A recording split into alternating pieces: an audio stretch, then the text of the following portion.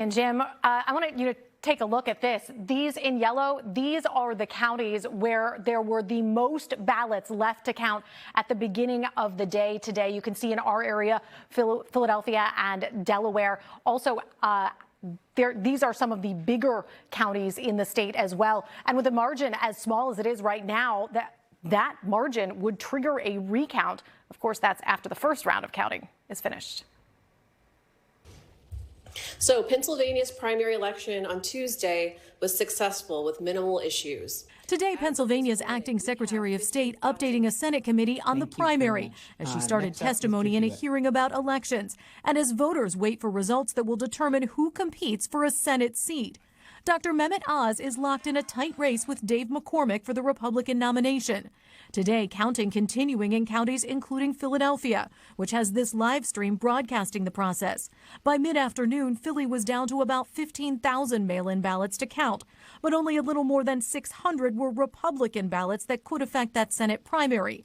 In Lancaster County, counting has been slowed down by thousands of ballots that didn't scan. Teams are now hand-marking new ballots, which entails one person reading out the markings from the original ballot, a second person marking the new ballot, while a third observes to ensure the remarked ballot is accurate before it is scanned and counted. This is a transparent process involving both political parties. The acting secretary saying Lancaster County had about 3,800 ballots to deal with this way as of this morning. It's unclear how many are Republican. Through yesterday and today, Oz has been leading in the statewide count. There's also been positive news, though, for Dave McCormick. The margin is smaller than it was yesterday. The winner of this race will go up against Lieutenant Governor John Fetterman, who won the Democratic nomination and who has been off the campaign trail for almost a week after having a stroke. I spoke with Democratic analyst Eleanor Desi about what the delay in results means. I think what it does for Fetterman, he's able to reach out to his supporters and to the other Democrats who didn't support him and start his fundraising.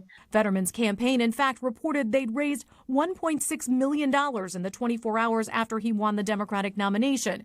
Here's Republican analyst Joe Watkins on what's ahead. It's going to be a very expensive race.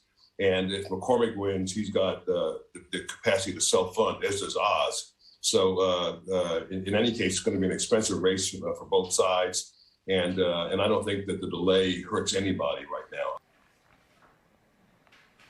So looking ahead, there are two dates to keep in mind. That is next Tuesday, the 24th. That's the date when military ballots are due at the county elections offices, and that's because they have an additional week to arrive after Election Day. And then on Thursday, the 26th, 1 week from today, that would be the deadline for the Secretary of State to order a recount. That's triggered when the margin is 0.5% or less, and that is where we are right now.